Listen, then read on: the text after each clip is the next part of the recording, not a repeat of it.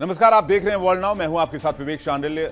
World now में हम आपको बताते हैं दुनिया भर की बड़ी खबरें, वो खबरें जिसका सीधा असर हर एक मुल्क पर होता है, आप पर होता है, हम पर होता है, हम सभी पर होता है। जैसा कि आपको पता है कि दुनिया में इन दिनों हालात ठीक नहीं हैं। अमेरिका से लेकर ईरान तक, चीन से लेकर ताइवान तक, नॉर्थ कोरिया से लेकर साउथ कोरिया तक, भारत से लेकर पाकिस्तान तक, अफगानिस्तान से लेकर पाकिस्तान तक।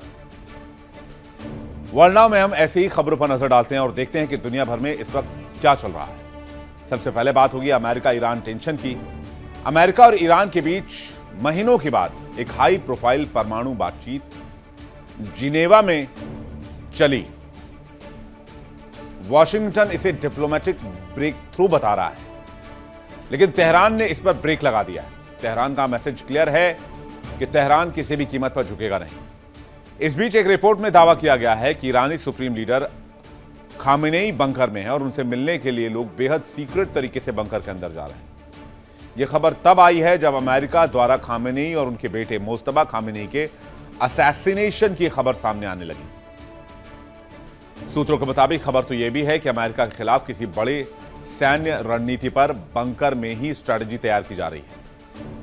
तो क्या मैदान पर जंग की स्क्रिप्ट मैदान के नीचे यानी जमीन के नीचे लिखी जा रही है? ईरान ने धमकी दी है कि अमेरिकी एयरक्राफ्ट कैरियर उसके रेंज में है। और आज यह भी कहानी समझने की कोशिश करेंगे कि ईरान ने झुकने का फैसला क्यों नहीं किया। इतने इमेंस प्रेशर के सामने ईरान झुक जाता तो शायद ईरान बच जाता, या फिर ईरान डील कर लेता तो ईरानी अर्थव्यवस्था थोड़ी बेहतर हो जाती।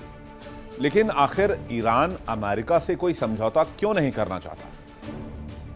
वर्ल्ड नाउ में बताएंगे आपको डिटेल से पूरी कहानी, अंदर की खबर। इसके बाद बात होगी मिडिल ईस्ट में जो तनाव बढ़ा हुआ है। अमेरिका के सामने दो सिचुएशन है। पहला सिचुएशन ये कि वो फौरन ईरान पर हमला कर दे। सेकेंड सिचुएशन ये कि वो बोरिया बिस्तर पैक करे और मिडिल ईस्ट छोड़ दे, या फिर इजराइल को कहे कि वो हमला करे और अमेरिका पीछे से सपोर्ट करे। ये जो खबर हमने आपको लगातार वर्ल्ड नाउ में दिखाई है, अब इसी खबर को लेकर अमेरिका में भी चर्चा है। अमेरिकी पॉलिटिशियंस में बड़ी जोर चर्चा है।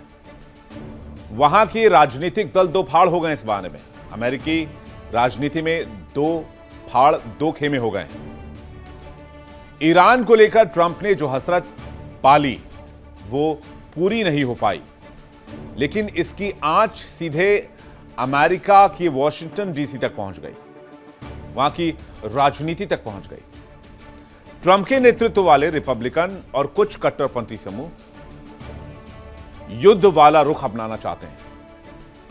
वहीं डेमोक्रेट और कुछ रिपब्लिकन सांसद शांतिपूर्ण समाधान और वॉर पावर्स रेजोल्यूशन के माध्यम से टकराव को टालने की कोशिश कर रहे हैं।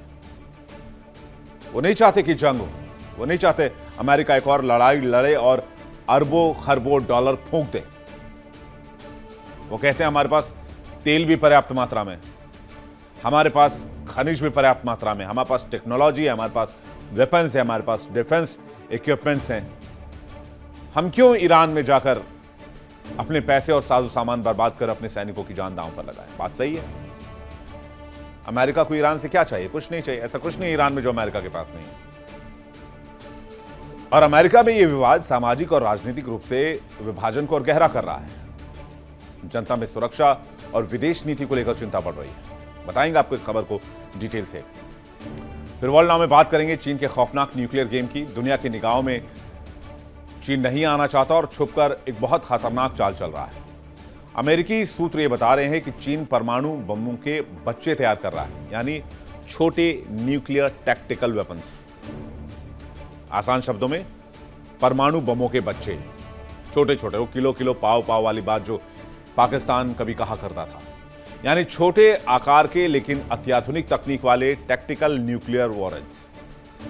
जानकार मानते हैं कि हथियार पारंपरिक मिसाइलों और रणनीतिक क्षमताओं से भी तेज और घातक हो सकते हैं। चीन की योजना सिर्फ ताकत प्रदर्शन नहीं बल्कि वैश्विक सुरक्षा के लिए एक नई चुनौती है। और अमेरिका में भी इस बात को लेकर बड़ी चर्चा हो रही है कि चीन के टैक्टिकल न्यूक्लियर वेपन आखिर किस मकसद से बनाए जा रहे हैं, क्योंकि डिटरेंस के हथियार तो नहीं हो सकते। डेटरेंस के हथियार तो मेगा टन वाले हथियार होते हैं, किलो टन वाले भी नहीं। इस खबर पर नजर डालेंगे, चीन का मकसद क्या है, अमेरिका में खलबली क्यों है अचानक इन हथियारों से। इसके बाद वर्ल्ड नाउ में बात करेंगे किम जोंग उन की ट्रंप को 2 टूक, क्लियर वार्निंग, परमाणु प्रोग्राम मंजूर करो नहीं तो टकराव के लिए तैयार हो जाओ। हाल के सालों में किम जोंग और दक्षिण कोरिया के रिश्ते लगातार खराब हुए हैं, लेकिन इस बार युद्ध की आहट भी महसूस हो रही है। बता दें कि अपनी बेटी जू ए के साथ एक सैन्य परेड में शामिल हुए किम ने साफ कर दिया कि वो परमाणु हथियार को तेजी से आगे बढ़ाएंगे। किम जोंग ने चेतावनी दी कि अगर हमारी सुरक्षा को खतरा हुआ तो दक्षिण कोरिया को पूरी तरीके से नष्ट कर दिया जाएगा। अब अमेरिका यहां भी उलझ सकता है, इस मामले में भी फंस सकता है। इस खबर पर भी डिटेल से नजर डालेंगे। चलिए शुरुआत करते हैं और देखते हैं वर्ल्ड नाउ में इन खबरों को डिटेल से। मिसाइलें तनी हुई है, बॉम्ब्स तैयार हैं, मशीन गन रेडी है, हमले का बस आदेश आना है। लेकिन इस हमले को टाला कैसे जाए, इसकी कोशिश लगातार हो रही है और इसलिए स्विट्जरलैंड के जिनेवा में अमेरिका और ईरान के अधिकारी और नेता आपस में बैठे ये तय करने के लिए कि क्या अमेरिका और ईरान के बीच कोई डील हो सकती है। लेकिन बड़ी खबर यह है कि परमाणु मुद्दे पर चल रही हाई प्रोफाइल बातचीत इस बार भी फेल हुई है। देखिए तस्वीर आपको दिखा रहे हैं, ये जो तस्वीर इस वक्त आप देख रहे हैं ये जिनेवा की तस्वीर है। स्विट्जरलैंड की खूबसूरत वादियों में अब्बास अरागची को आप देख रहे हैं, स्टीव विटकॉफ को आप देख रहे हैं, ये दोनों बातचीत कर रहे हैं कि क्या अमेरिका ईरान के युद्ध को टाला जा सकता है, संघर्ष को रोका जा सकता है, क्या सैनिक जो इस युद्ध में मारे जा सकते हैं उनकी जान बचाई जा सकती है। लेकिन लेटेस्ट अपडेट ये है कि ये बातचीत भी फेल हो गई है। जिस डील को लेकर वॉशिंगटन इसे डिप्लोमेटिक ब्रेक थ्रू बता रहा था, उसी पर तेहरान ने ब्रेक लगा दिया और तेहरान झुकने के बजाय खुली टक्कर की तैयारी में है, क्योंकि अमेरिका की शर्तें ही ऐसी हैं। अमेरिकी शर्तों को तेहरान कहता है कि यह हमारी संप्रभुता का उल्लंघन है, हमारी सोवरेनिटी को चैलेंज है, यह कोई डील नहीं है। परमाणु डील पर अमेरिका और ईरान की बातचीत कागजों में जिद है, लेकिन यथार्थ यह है कि यह पूरी तरीके से फेल है, क्योंकि अमेरिका ने झुकना सीखा नहीं और तेहरान झुकना जानता नहीं है। इसलिए समाधान निकला नहीं और टकराव और बढ़ गया है। हुआ क्या तीसरे दौर की बातचीत में, आइए देखते हैं जिनेवा में क्या हुआ। अमेरिका और ईरान के बीच तीसरे दौर की बातचीत जिनेवा में हुई। 3 घंटे तक यहां पर दोनों नेता बैठे रहे। ओमान की अध्यक्षता में यूरेनियम एनरिचमेंट निरीक्षण और JCPOA जैसे समझौतों पर चर्चा हुई। ईरान ने कहा कि अमेरिकी सैंक्शंस का क्या, जो तुमने हम पर 1979 से थोपा हुआ है, स्पेशली 2003 के बाद से। मिडिल ईस्ट में स्थिरता, इराक, सीरिया, यमन में हालात सामान्य करने, मिसाइल प्रोग्राम और हमास और हिजबुल्लाह जैसे प्रॉक्सी संगठनों के मुद्दे पर अमेरिका चर्चा करना चाहता था। ईरान ने मना कर दिया कि इतने मुद्दों पर बातचीत संभव नहीं है। एक तो प्रॉक्सीज हमारे कंट्रोल में नहीं, ईरान ये कबूल ही नहीं करता कि हिजबुल्लाह होती तो हमारा कोई लेना देना है, वो साफ इनकार कर देता है। वो कहता हम जानते ही नहीं, आप कंट्रोल करो उनको। तो फिर अमेरिका कह रहा है कि ईरान के हालात आंतरिक जो है वो भी ठीक नहीं है। उच्च स्तरीय जो अहम बातचीत चल रही थी वो बिना किसी स्पष्ट नतीजे के खत्म हुई, क्योंकि अमेरिका अपनी जिद से पीछे नहीं हटना चाहता। अमेरिका यह कह रहा है कि हमने जो ड्राफ्ट बनाकर आपको दिया है, आपको उसी पर साइन करना है, इसके अलावा आपके पास कोई विकल्प नहीं है। पहले अमेरिका क्या कह रहा था? पहले अमेरिका यह कह रहा था कि ईरान परमाणु हथियार नहीं बनाएगा। ईरान मान चुका है कि हम परमाणु हथियार नहीं बना रहे, लेकिन ईरान यह कहता है कि न्यूक्लियर एनरिचमेंट हमारी क्लीन एनर्जी के लिए बहुत जरूरी है। ओमान के विदेश मंत्री बद्र अल बुसैदी, जिन्होंने इन वार्ताओं में मध्यस्थ की भूमिका निभाई, वो अब दावा कर रहे हैं कि दोनों देश अब सलाह मशविरा का अगला दौर शुरू करेंगे। लेकिन क्या जमीनी हकीकत ऐसी ही है या इससे उलट है? ईरान हथियार क्यों नहीं डालना चाहता है? ईरान अमेरिका से लोहा क्यों ले रहा है? ईरान चाहे तो 2 मिनट में डील कर दे। परमाणु डील जैसे ही अमेरिका के साथ होगी, युद्ध के बादल छट जाएंगे। लेकिन ईरान ने साफ संकेत दे दिए हैं कि वो अमेरिका की शर्तों पर समझौता नहीं करेगा, जबकि वॉशिंगटन चाहता है कि ईरान अमेरिका की डील को दरकिनार ना करे, यूरेनियम एनरिचमेंट रोके मिसाइल प्रोग्राम अमेरिका को हैंडओवर करे, प्रॉक्सीज पर एक्शन ले और अमेरिका के कंट्रोल में रहे। यानी अमेरिका कहता है माई वे और हाईवे, या तो मेरे हिसाब से नहीं तो रास्ता नापो। ईरान कहता है नहीं, ये मेरे हिसाब से।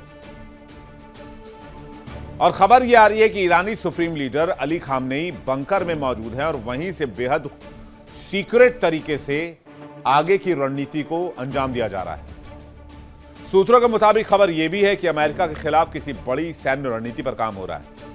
तो क्या जमीन के नीचे जंग की स्क्रिप्ट लिखी जा रही है?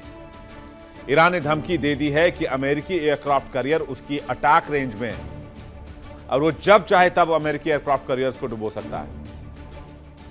एक तरफ ईरान के अंडरग्राउंड हलचल, दूसरी तरफ अमेरिका की नेवल ताकत। बड़े सैन्य टकराव की सबसे बड़ी ग्राउंड तैयार है। ईरान के विदेश मंत्री अब्बास अरागची ने भी बातचीत को अच्छी प्रगति वाला बताया। उन्होंने कहा कि कुछ मुद्दों पर सहमति बनी, लेकिन कई अहम और संवेदनशील मुद्दे हैं जिसमें हम दोनों देश अभी जस के तस हैं। यानी तस्वीर का एक हिस्सा साफ है, कहते हैं पॉजिटिव है मामला, लेकिन दूसरा फ्रेम पूरा का पूरा धुंधला है। वो कहते हैं कि ये अगला दौर एक हफ्ते से भी कम समय में शुरू हो सकता है बातचीत का। लेकिन क्या यह बातचीत सच में समाधान की ओर बढ़ रही है या सिर्फ कूटनीतिक बयानबाजी का खेल चल रहा है?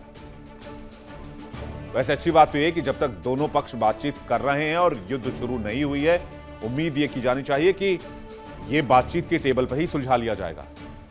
क्योंकि अमेरिका ईरान भिड़े तो मिडिल ईस्ट को जलने से कोई नहीं रोक पाएगा। अब आपको एक बैठक की तस्वीर दिखाते हैं। इस बैठक की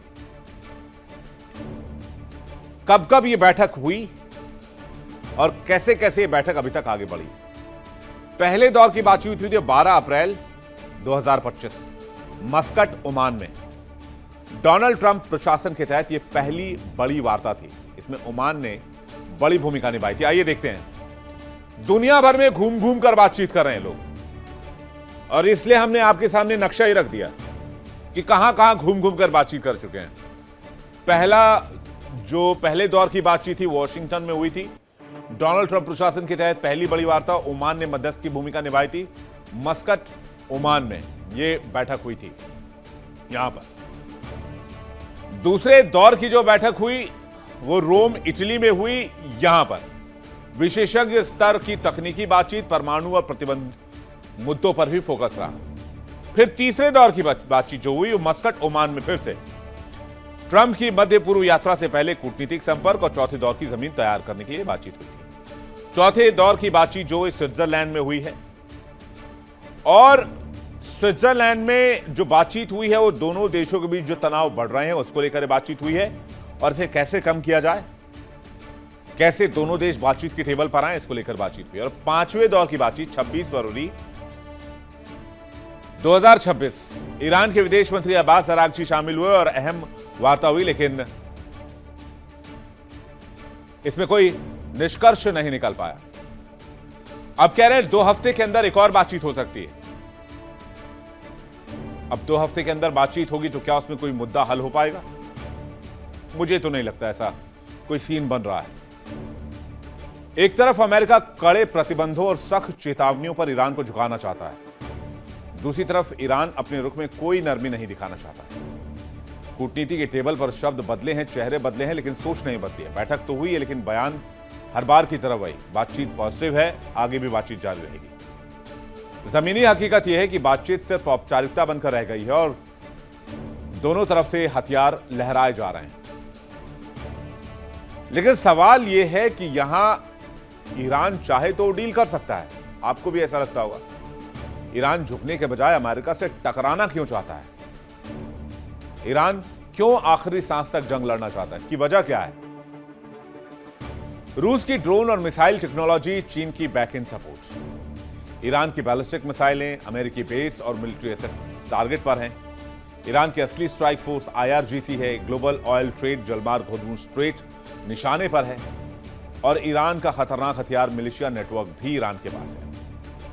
ईरान के supreme leader Ayatollah Ali Khamenei ने चेतावनी दी थी कि ईरान अमेरिकी जंगी जहाजों को डुबो सकता है। इतना ही नहीं, ईरान की ओर से यह भी कहा गया कि अमेरिका के हमले से इलाके में जंग छिड़ जाएगी। ईरान के UN एम्बेसडर हामिद आमिर सईद इरावनी ने कहा कि इलाके में दुश्मन सेना के सभी बेस, सुविधाएं और संपत्तियां सही निशाने पर होंगी। ईरान सटे इलाके में अमेरिकी सेना की लगातार तैनाती बढ़ाई जा रही है। अब सिर्फ संकेत देने तक दोनों सीमित नहीं है, बल्कि वास्तविक तैयारी का संकेत है, इशारा है।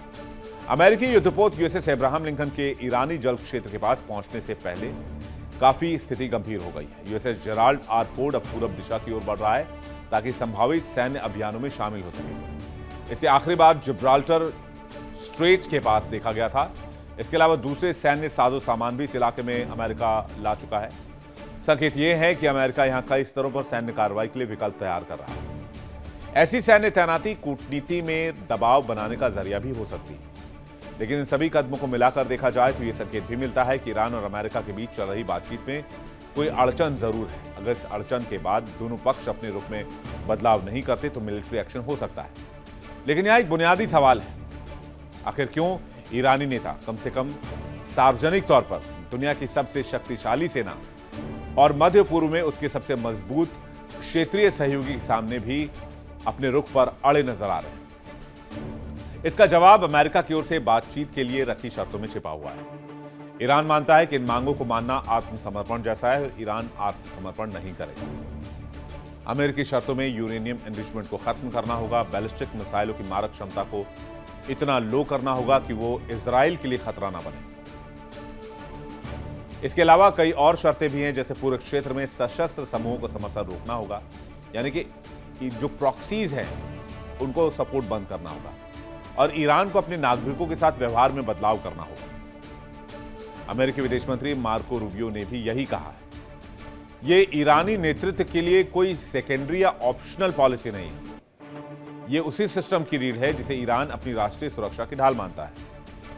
मिसाइल प्रोग्राम हो या रीजनल मिलिशिया नेटवर्क, हर कदम सुनियोजित है, चाल स्ट्रेटेजिक है। यानी ईरान समझौते नहीं, दबदबे की भाषा बोलता है, और यही उसकी सुरक्षा सोच की असली वजह है, असली चेहरा है। ईरान जानता है कि अमेरिका के आगे झुके तो घर में ही खत्म हो जाएंगे। 1979 की इस्लामिक क्रांति से ही अमेरिका विरोध की ईरान की पहचान रही है, और यही खुमैनी की भी पहचान रही और यही खामेनेई की भी पहचान रही। डील मतलब अमेरिका के सामने सरेंडर करना, आत्मसमर्पण करना, यानी खामेनेई का वर्चस्व खत्म। अमेरिका से टकराव उनके लिए नीति नहीं है, आइडेंटिटी है। ईरान की नजर में अमेरिका सिर्फ एक देश नहीं है, एक डराने वाला, धमकाने वाला सुपर पावर, जो एक बार झुके तो दूसरे ही दिन नए शर्त थोप दे। ईरान जानता है झुकने का मतलब कभी ना खत्म होने वाली गुलामी के दौर की शुरुआत होगी। इसलिए ईरान के लिए यहां दो ही रास्ते हैं, या तो दबाव में टूट जाओ या आखिरी सांस तक लड़ो, और तेहरान ने चुन लिया है आखिरी सांस तक लड़ना बेहतर है। अपने जमीन की रक्षा करना बेहतर है, अपनी संप्रभुता की रक्षा करना बेहतर है, और इसलिए ईरान झुकना नहीं चाहता है। और अब आपको यह भी पता चल गया होगा कि ईरान शायद ही अमेरिका की शर्तों पर डील करे। इसलिए मैं आपसे बार बार कहता हूं, हर रोज कहता हूं कि अमेरिका और ईरान में टकराव तय है। बेशक ये टकराव America via Israel versus Iran हो जाए, यानी कि इजराइल पहले अटैक कर दे, लेकिन ये जंग लिखी जा चुकी है। मिडिल ईस्ट में तनाव बढ़ रहा है। अगली खबर की तरफ रुख करते हैं। अमेरिका में दो फाड़ है। मिडिल ईस्ट बारूद की ढेर पर खड़ा है, लेकिन इसकी आंच वॉशिंगटन पहुंच चुकी है। अगर मैं आपसे यह कहूं कि ईरान पर हमले को लेकर अमेरिका में दो फाड़ हो चुका है, दो गुट हो चुके हैं, सियासी जंग छिड़ चुकी है, जंग या समझौता, सवाल पूछे जा रहे हैं, तो क्या आप यकीन करेंगे? अमेरिका के अंदर अब ये बात उठाई जा रही है, क्या ईरान पर हमला जरूरी है? मिडिल ईस्ट की हर हलचल अब अमेरिका में चुनावी राजनीति को हिला रही है। ईरान को लेकर अब विदेश नीति नहीं, बल्कि अमेरिका के अंदर पॉलिटिक्स नीति चल रही है। ईरान के मुद्दे पर अमेरिका के अंदर क्या हुआ, आइए नजर डालते हैं और देखते हैं क्या चल रहा है।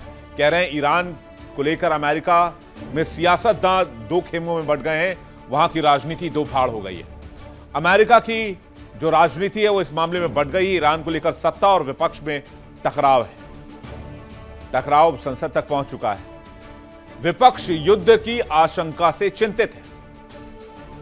ट्रंप की ईरान पर मैक्सिमम प्रेशर की नीति है। डेमोक्रेट्स और कुछ रिपब्लिकन सांसद युद्ध को टालने की बात कर रहे हैं। डेमोक्रेट्स वॉर पावर्स रेजोल्यूशन लाने की तैयारी कर रहे हैं ताकि राष्ट्रपति को बिना संसदीय मंजूरी के ईरान पर हमला करने से रोका जा सके। ईरान के मुद्दे पर रिपब्लिकन और डेमोक्रेट नेताओं के बीच मतभेद बढ़ते जा रहे हैं।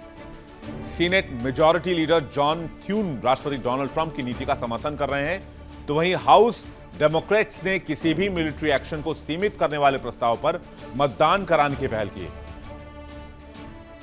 एक इंटरनेशनल मीडिया से बातचीत में थ्यून ने कहा कि राष्ट्रपति सुरक्षित सड़कों, अमेरिकी लोगों की जेब में अधिक पैसे और अमेरिकियों के आगे बढ़ने के नए अवसरों को लेकर आए थे, जिसके लिए वो प्रतिबद्ध है। विदेश नीति पर उन्होंने कहा कि मेरा मानना है कि राष्ट्रपति हमें उस क्षेत्र और देश के भीतर अमेरिका के महत्वपूर्ण राष्ट्रीय सुरक्षा हितों की रक्षा के लिए तैयार कर रहे हैं। हमें परमाणु हथियारों से लैस ईरान को बर्दाश्त नहीं कर सकते। राष्ट्रपति ट्रंप ने यह बात कल रात अपने भाषण में स्पष्ट कही थी। मुझे लगता है कि इस पर अमेरिकी जनता का एक बड़ा बहुमत साथ है। उन्होंने यह भी कहा कि अमेरिका के उस इलाके में जरूरी हित हैं और राष्ट्रपति शक्ति के माध्यम से शांति की नीति अपना रहे हैं, ये सुनिश्चित करते हुए कि जरूरत पड़ने पर अमेरिका के पास सही समय, सही स्थान पर उचित संसाधन उपलब्ध हो। उन्होंने कहा कि उम्मीद है कि इसकी आवश्यकता नहीं पड़ेगी। अगर ईरान वार्ता की मेज पर आता है तो संभव है कि कोई समझौता हो जाए और टकराव ना हो। इस बीच हाउस में डेमोक्रेट्स नेताओं ने घोषणा की कि जब कांग्रेस अगले हफ्ते फिर से बैठक करेगी तो वो द्विदलीय खन्ना मासी ईरान वॉर पावर्स प्रस्ताव पर पूर्ण सदन में मतदान कराएंगे। संयुक्त बयान में डेमोक्रेट नेताओं ने कहा कि जैसे ही कांग्रेस अगले हफ्ते दोबारा बैठक करेगी, हम प्रतिनिधि सभा में मतदान कराने के लिए बाध्य होने करेंगे। उन्होंने कहा कि यह कानून राष्ट्रपति को ईरान के खिलाफ सैन्य बल प्रयोग के लिए कांग्रेस के समक्ष अपना पक्ष रखने की आवश्यकता देगा। उनका यह भी कहना है कि हमारा मानना है कि कांग्रेस से परामर्श और उनकी अनुमति के बिना ऐसी कोई भी कार्रवाई असंवैधानिक होगी। अगले हफ्ते हर सदस्य को यह दर्ज कराने का अवसर मिलेगा कि कांग्रेस की मंजूरी के बिना ईरान के खिलाफ सैन्य कार्रवाई का समर्थन करते हैं या नहीं करते हैं। सीनेट में डेमोक्रेट नेता चक शूमर ने प्रशासन से अधिक स्पष्टता की मांग की, जबकि अमेरिका और ईरानी अधिकारी जिनेवा में बातचीत कर रहे थे। सीनेट में शूमर ने कहा कि प्रशासन को स्पष्ट रूप से अमेरिकी जनता को बताना चाहिए कि ईरान में उसका लक्ष्य क्या है। मैंने हमेशा कहा है कि ईरान का सामना करने और उसकी परमाणु महत्वाकांक्षा को रोकने के लिए रणनीति, स्पष्टता और पारदर्शिता जरूरी है, लेकिन अब तक हमें प्रशासन ने इसमें से कुछ भी नहीं दिया है। अमेरिकी जनता जवाब की हकदार है। इस बीच सीनेटर जैकी रोसेन और डेव मैककॉर्मिक ने इंटरनेट ब्लैकआउट और विरोधी प्रदर्शन पर कार्रवाई के बाद तेहरान पर दबाव बढ़ाने के लिए by partisan Iran human rights, internet freedom और अकाउंटेबिलिटी एक्ट पेश किया। रोसे ने कहा कि ईरान के लोगों को दबाने वाले शासन के तहत रहने के लिए मजबूर किया गया है, जिसने अपने लोगों की लड़ाई की कोशिशों को कमजोर करने के लिए सेंसरशिप और इंटरनेट ब्लैकआउट का इस्तेमाल किया। ईरान का भविष्य उसके लोगों को बनाना चाहिए जो अपने अधिकारों की सुरक्षा और जानकारी तक मुफ्त पहुंच के हकदार है। मैककॉर्मिक ने कहा कि यह कानून आर्थिक, सैन्य और नैतिक रूप से दिवालियापन शासन के खिलाफ ईरानी लोगों के साथ खड़े होने की अमेरिका की कोशिशों पर आधारित है। लेकिन यह ड्रामा हो क्यों रहा है अमेरिका में? जब अमेरिकी फौज पूरी ताकत के साथ ईरान के सिर पर बैठी हुई है और कभी भी हमला करने की बात कही जा रही है, तो अमेरिका के अंदर सियासतदान दो फाड़ क्यों हो गए हैं? कोई कह रहा है हमला करना चाहिए, कोई कह रहा है हमला नहीं करना चाहिए। वजह है 2026 का मिड टर्म इलेक्शन। इतिहास गवाह है कि अमेरिकी जनता अब कभी ना खत्म होने वाली जंगों से तौबा कर चुकी है और कोई भी राष्ट्रपति अपने लिए जोखिम नहीं लेना चाहता कि वो ऐसी जंग में जाए जो कभी ना खत्म होने वाली नासूर की तरह हो जाए। हमने आपको वर्ल्ड नाउ में हमेशा यह बताया है कि अमेरिका के लिए जंग अब सिर्फ जंग नहीं, एक चुनौती है। अगर अमेरिका ने इस लड़ाई को लड़ने की ठानी या जंग शुरू की तो अमेरिका के इस इलाके से तुरंत निकल पाना नामुमकिन हो जाएगा। अमेरिका यहां सालों तक जंग में फंस सकता है और यही बात अमेरिका के रक्षा सचिव डैन केन ने भी कही है और अब यही बात अमेरिकी सियासतदान भी कह रहे हैं। अमेरिकी जनता चाहती है कि अमेरिका अब ऐसी कोई लड़ाई न लड़े जो सालों तक लड़ी जाए, दशकों तक लड़ी जाए। अमेरिकी वोटर्स के लिए महंगाई और रोजी रोटी आज की तारीख में सबसे बड़ा मुद्दा है। वो नहीं चाहते कि उनकी हार्ड अर्न मनी, उनका पैसा, उनके देश का पैसा किसी ऐसे युद्ध में खर्च किया जाए जिस युद्ध का मतलब ही नहीं। लेकिन अगर युद्ध हुआ तो तेल की कीमतें आसमान छुएंगे, डोनाल्ड ट्रंप की लुटिया डूब सकती है। ट्रंप ने हमेशा अमेरिका फर्स्ट और फालतू की जंगों से दूर रहने का वादा किया था। अगर वो ईरान के साथ लंबी लड़ाई में फंसते हैं तो उनके अपने समर्थक और इंडिपेंडेंट वोटर्स उनसे किनारा कर सकते हैं। यहां तक कि मागा सपोर्टर्स भी उनसे दूर जा सकते हैं। मीडिया रिपोर्ट्स के मुताबिक ट्रंप के करीबी रणनीतिकार भी उन्हें युद्ध से बचने की सलाह दे रहे हैं। उनका कहना है कि वोटर को ईरान के न्यूक्लियर प्रोग्राम से ज्यादा अपनी जेब की चिंता है। अगर ट्रंप ने घरेलू मुद्दों के बजाय विदेशी जंग को प्राथमिकता दी तो हाउस और सीनेट की सीटों पर रिपब्लिकन पार्टी को भारी नुकसान हो सकता है। ट्रंप को लगता है कि एक कड़ा फैसला उन्हें मजबूत कमांडर इन चीफ के रूप में दिखाएगा, लेकिन जानकारों का तर्क है कि वियतनाम, अफगानिस्तान, इराक के कड़वे अनुभवों के बाद अमेरिकी जनता अब युद्ध को किसी भी राष्ट्रपति की कामयाबी का पैमाना नहीं मानती।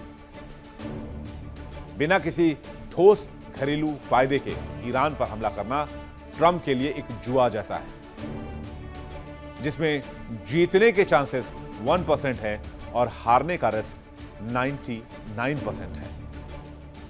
तो क्या डोनाल्ड ट्रंप को यह जंग का शौक भारी पड़ने वाला है? चलिए नजर डालते हैं और देखते हैं कि आखिर माजरा क्या है। डोनाल्ड ट्रंप की विदेश नीति बहुत आक्रामक रही है। डोनाल्ड ट्रंप की टकराव वाली रणनीति हमेशा देखने को मिली है, जबकि लोग ये मानते हैं कि यूएस में मिड टर्म इलेक्शंस में इसका इंपैक्ट हो सकता है। ईरान पर दबाव से मिडिल ईस्ट में इस वक्त अस्थिरता का माहौल है। युद्ध जैसे हालात यूएस को घरेलू मुद्दों को पीछे धकेल सकते हैं यूएस के अंदर, अमेरिका के अंदर। लेकिन वहां के लोगों को पता है कि जंग अमेरिका के लिए मुफीद नहीं है। अरबों डॉलर का सैन्य खर्च हो रहा है, होगा नहीं, हो रहा है। इतनी बड़ी फ्लीट, इतना बड़ा आर्माडा जो उन्होंने मिडिल ईस्ट में बिठा रखा है, उसके ऊपर पैसे पानी की तरफ फूके जा रहे हैं। अमेरिकी सैनिकों की सुरक्षा पर भी बड़ा खतरा है, खासकर जो परमानेंट बेसिस में मिडिल ईस्ट में है। वैश्विक छवि और कूटनीति पर भी इसका असर हो सकता है। अमेरिका जो कभी सुपर पावर के नाम से जाना जाता था, वो एक नहीं कई जंग हार चुका है। अफगानिस्तान में 20 साल की जंग का अंत हार से हुआ। अमेरिका पर हार का दाग लगा। अमेरिकी सैनिकों के शव अफगानिस्तान से निकलकर कॉफिन में अमेरिका पहुंचे। इराक में मिलिट्री पावर के बावजूद शांति और स्थिरता का सपना अधूरा रह गया। वियतनाम इतिहास की वो गहरी काली शिकस्त जिसे भुलाना अमेरिका और अमेरिकन के लिए नामुमकिन है। और यही हार कई सांसदों के दिमाग में गहरी चोट छोड़ गई। उनका कहना है कि हमने बहुत कुछ खोया है युद्ध की वजह से, और अब बिना मतलब के बारूद के ढेर पर कूदने से कोई फायदा नहीं। यही वजह है कि युद्ध को लेकर ट्रंप की टीम में, ट्रंप प्रशासन में, अमेरिकी पॉलिटिक्स में दो फाड़ है, दो तरफ लोग हैं। और अब नवंबर 2026 का चुनाव यह तय करेगा कि रिपब्लिकन पार्टी कांग्रेस के दोनों सदनों में नियंत्रण बनाए रखती या नहीं। एक या दोनों सदन विपक्षी डेमोक्रेट्स के हाथ जाने पर ट्रंप के लिए बाकी कार्यकाल की चुनौतियां बढ़ सकती हैं। फिलहाल व्हाइट हाउस के भीतर बहस यही है कि जंग का जोखिम उठाया जाए या घरेलू अर्थव्यवस्था पर पूरा फोकस लगाया जाए। आपको क्या लगता है? अगर डिजिटल पर देख रहे हो तो कमेंट सेक्शन में हमें जरूर बताइएगा। आगे बढ़ते हैं अगली खबर की तरफ। चीन उस मर्ज का नाम हो चुका है जिसकी दवाई आज किसी देश के पास नहीं है। और ड्रैगन के तो कारनामे ऐसे ऐसे हैं कि जिसकी लिस्ट छोटी पड़ जाए। चीन की रणनीति हमेशा दुनिया की नजरों से छिपकर खौफनाक एक्सपेरिमेंट करने की रही है। एक दावा तो यह भी किया जाता है कि चीन में एक सीक्रेट लैब में वायरस पर टेस्टिंग चल रही थी और तभी कोविड-19 जैसा घातक वायरस लीक हो गया। और डोनाल्ड ट्रंप फर्स्ट रिजीम में चीन को कोविड चीन कहा करते थे। एक बार फिर से चीन एक बहुत खतरनाक एक्सपेरिमेंट कर रहा है जिसके बारे में अमेरिका को जानकारी और अमेरिका तक हिल गया है। दावा किया जा रहा है कि चीन परमाणु बमों के बच्चे बना रहा है, यानी छोटे और बेहद एडवांस्ड टैक्टिकल न्यूक्लियर वेपन्स तैयार कर रहा है। और यह दावा अमेरिका की तरफ से है।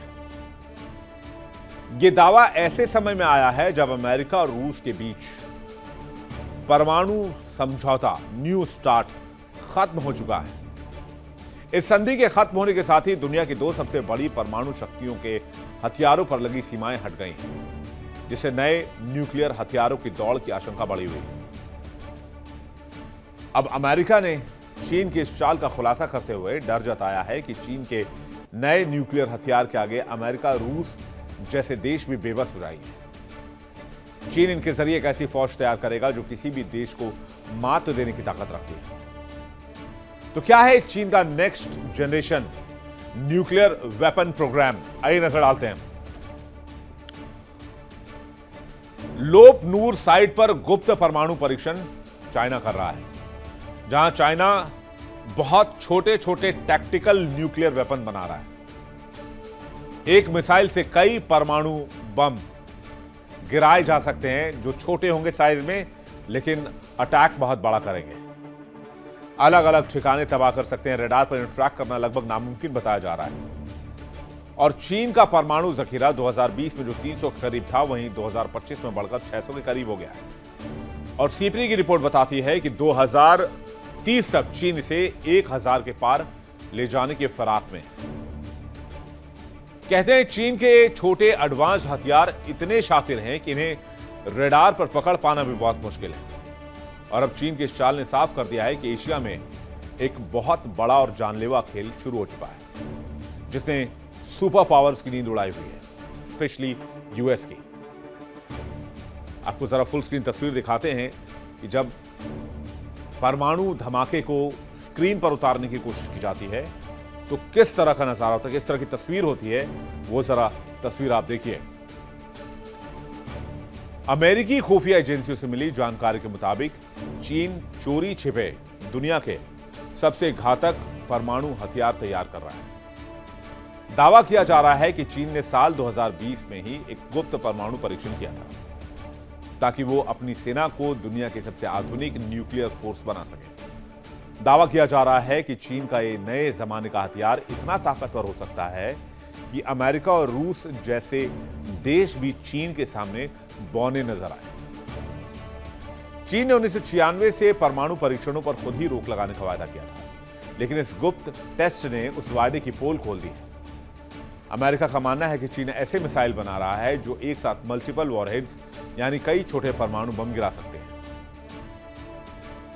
चीन ऐसे परमाणु हथियार बना रहा है जिनका इस्तेमाल वो ताइवान जैसे करीबी देशों के खिलाफ कर सकता है। चीन का लक्ष्य अब डेटरेंस के लिए नहीं है, रक्षात्मक नहीं है, वो आक्रामक होना चाहता है। वो चाहता है कि अमेरिका भी उसकी ताकत का लोहा माने, अमेरिका उसके सामने झुके, उसकी ताकत को सल्यूट करे, और उसके खिलाफ अगर अमेरिका खड़ा होने की सोचे तो उससे पहले वो 100 बार 1000 बार सोचे कि चीन के खिलाफ खड़े होने की स्थिति है या नहीं है। लेकिन दूसरी तरफ चीन इन दावों को बेबुनियाद बताता है। चीन इस बार भी हमेशा की तरह इस मामले से पल्ला झाड़ रहा है। वॉशिंगटन में चीनी दूतावास के प्रवक्ता लियू पेंग्यू ने कहा कि अमेरिका अपनी परमाणु दादागिरी चलाने के लिए चीन को बदनाम कर रहा है। चीन ने कभी नो फर्स्ट यूज की नीति नहीं छोड़ी।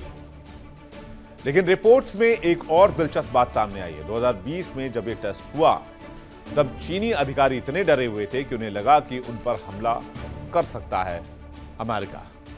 उन्होंने अमेरिकी जनरल मार्क मिले को फोन तक किया था। और आज भी हालात वैसे ही हैं। चीन अपनी मिसाइलों की ताकत बढ़ा रहा है और अमेरिका उसे किसी भी कीमत पर नए परमाणु समझौते में खींचना चाहता है।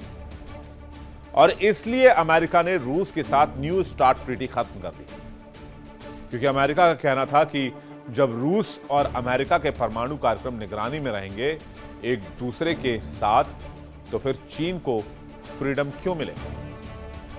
इसलिए न्यू स्टार्ट संधि जब भी होगी बकौल अमेरिका, तो वो रूस, चाइना और अमेरिका के बीच होगी।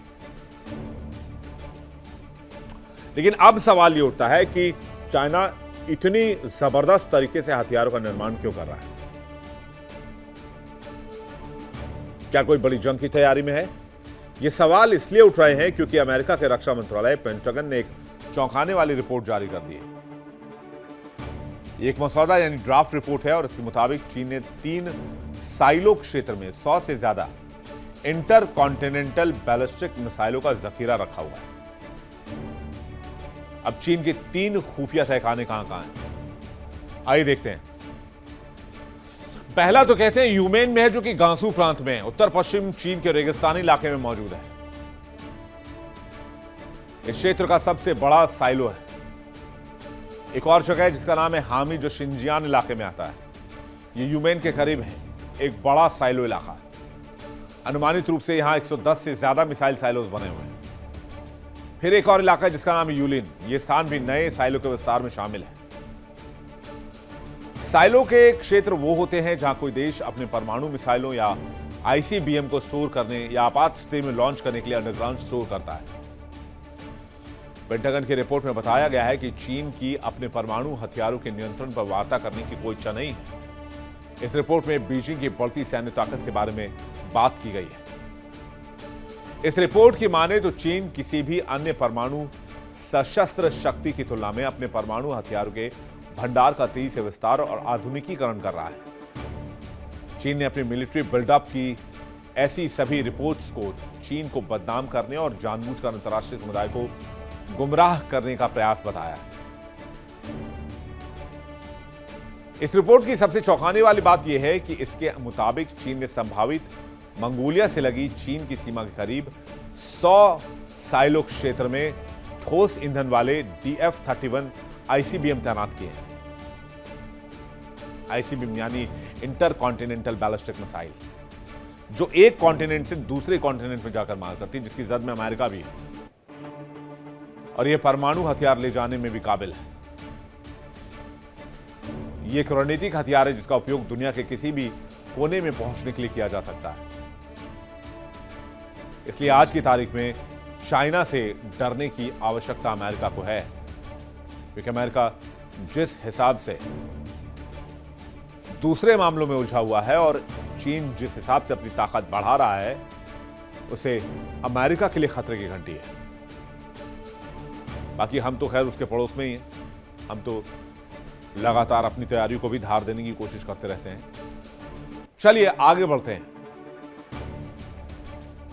किम जोंग उन ने अब रास्ता अपनाया है डोनाल्ड ट्रंप का। अब आप कहेंगे किम जोंग उन ने ऐसा क्या कर दिया कि जिससे ऐसा लगे कि वो डोनाल्ड ट्रंप के रास्ते पर है। तो अब तक डोनाल्ड ट्रंप दूसरे देशों को डील दिया करते थे, लेकिन खबर यहां पर यह है नॉर्थ कोरिया से कि किम जोंग उन ने यूएस को एक डील दी है। यानी किम जोंग उन ट्रंप से 2 कदम आगे निकल गए और डील ये दी है कि या तो अमेरिका बैठकर टेबल पर बातचीत कर ले, वरना नॉर्थ कोरिया साउथ कोरिया को 2 मिनट में तबाह कर देगा। साथ ही किम जोंग ने कहा कि परमाणु प्रोग्राम मंजूर करो, नहीं तो टकराव के लिए तैयार रहो। हाल के सालों में किम जोंग और दक्षिण कोरिया के रिश्ते बहुत खराब हुए हैं, लेकिन इस बार युद्ध की आहट भी महसूस की जा रही है। आपको बता दें कि अपनी बेटी जू ए के साथ एक सैन्य परेड में शामिल हुए किम ने साफ कर दिया कि वो परमाणु हथियारों का जखीरा तेजी से बढ़ाएंगे। किम जोंग ने साफ चेतावनी दी कि अगर हमारी सुरक्षा को खतरा हुआ तो दक्षिण कोरिया को पूरी तरीके से नष्ट कर दिया जाएगा। बता दें आपको, पिछले दशक में उत्तर कोरिया और अमेरिका के बीच वार्ता बार बार नाकाम रही। प्योंगयांग का परमाणु हथियार कार्यक्रम हमेशा विवाद का केंद्र रहा। किम ने कहा कि अगर वॉशिंगटन अपने नए रुख में उत्तर कोरिया के परमाणु हथियारों को मान्यता देता है तो प्योंगयांग अपने रुख में नरमी दिखा सकता है। अब ये बातें वहां की मिलिट्री परेड में कही गई। जरा आपको उत्तर कोरिया के मिलिट्री परेड की झलक दिखाते हैं। बहुत शानदार मिलिट्री परेड निकाली गई। जरा फुल स्क्रीन तस्वीर देखते हैं, चलिए।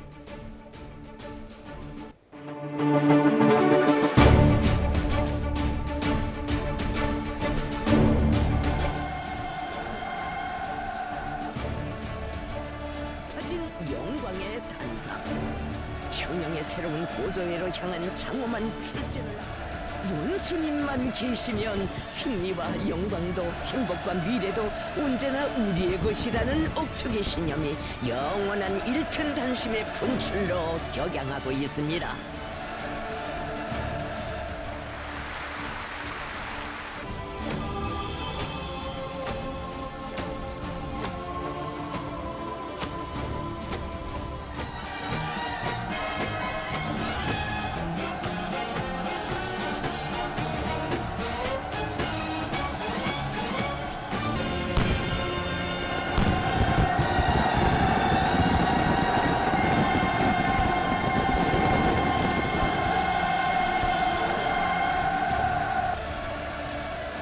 가진 영광의 단상, 혁명의 새로운 고도회로 향한 장엄한 출전을 윤수님만 계시면 승리와 영광도 행복과 미래도 언제나 우리의 것이다.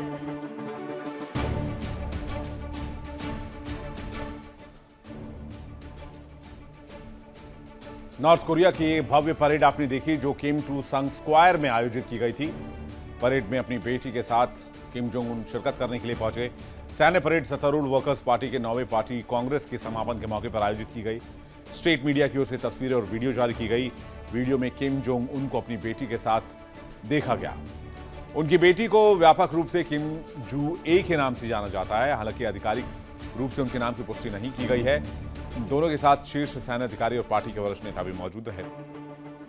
यह आयोजन उत्तर कोरिया की सैन्य ताकत और राजनीतिक नेतृत्व के प्रदर्शन के रूप में देखा जा रहा है। परेड के दौरान मिसाइल इकाइयों, सैन्य टुकड़ियों और आधुनिक हथियारों का प्रदर्शन भी किया गया। इससे पहले भी किम जोंग उन कई अहम सैन्य कार्यक्रमों में अपनी बेटी को साथ लेकर पहुंचे हैं, जिससे राजनीतिक विश्लेषकों के बीच उनके उत्तराधिकारी को लेकर अटकलें तेज हो जाती हैं। इस पूरे कार्यक्रम का टेलीकास्ट सरकारी टेलीविजन कोरिया सेंट्रल टेलीविजन पर किया गया। प्रसारण में चौक को रोशनी से सजा हुआ दिखाया गया और हजारों सैनिकों ने अनुशासित कदमताल मार्च किया। विशेषज्ञों का मानना है कि पार्टी कांग्रेस के समापन इस तरह की भव्य सैन्य परेड का आयोजन घरेलू और अंतर्राष्ट्रीय स्तर पर एक सशक्त संदेश की रणनीति का हिस्सा है। उत्तर कोरिया लंबे समय से अपने सैन्य कार्यक्रमों को राष्ट्रीय गौरव और सुरक्षा नीति के केंद्र में रखता आया है। किम जोंग उन की बेटी की लगातार सार्वजनिक मौजूदगी को एक महत्वपूर्ण मैसेज भी माना जाता है। कई पर्यवेक्षकों का कहना है कि यह कदम देश की सत्ता संरचना में भविष्य की भूमिका को लेकर संकेत दे सकता है। हालांकि इस बारे में आधिकारिक रूप से कुछ भी घोषित नहीं किया गया है। इस परेड के साथ 9वें पार्टी कांग्रेस की औपचारिक रूप से समाप्ति हुई, जिसे शासन की नीति और आगामी रणनीतिक दिशा तय करने के लिहाज से अहम माना जा रहा है। अब मैसेज क्या है? बेटी को सामने लाकर प्लानिंग सेट है किम जोंग की। देश की सत्ता आगे भी परिवार के ही पास रहेगी। ये विश्वास दिलाना कि भविष्य में भी नेतृत्व सुरक्षित हाथों में है। अंतर्राष्ट्रीय स्तर पर संकेत देना कि परिवार मजबूत है। आने वाले दशकों तक किम परिवार का ही इस देश पर कब्जा रहेगा। हालांकि जानकारों का कहना है कि वो अभी बहुत छोटी हैं और किम के पास अभी बहुत वक्त है। वॉशिंगटन के एक थिंक टैंक के मुताबिक अगर अचानक सत्ता खाली होती है तो ज्यादा अनुभव वाले नेता जैसे किम यो जोंग आगे आ सकती है। ऐसी स्थिति में देश के अंदर हलचल और अस्थिरता बढ़ सकती है। इसलिए किम जोंग उन ने एक परेड से के जरिए यहां पर एक स्टेबिलिटी के संकेत दिए और अमेरिका को वार्न किया है कि वो साउथ कोरिया से दूर रहे, वरना उसके परमाणु बम तैयार है। वर्ल्ड नाउ में फिलहाल इतना ही। वक्त एक ब्रेक है, लेकिन ब्रेक को चांस पहले आपको बता दें इंडिया डेली अब आपकी स्मार्ट टीवी पर भी मौजूद है। इंडिया डेली 24/7 देखिए अपने स्मार्ट टीवी पर लाइव और लगातार। देखिए इंडिया डेली 24/7 अब आपकी स्मार्ट टीवी पर। इंडिया डेली मौजूद है सभी डिजिटल प्लेटफॉर्म पर लाइव और लगातार। इंडिया डेली 24/7 हर दिन राष्ट्र को समर्पित।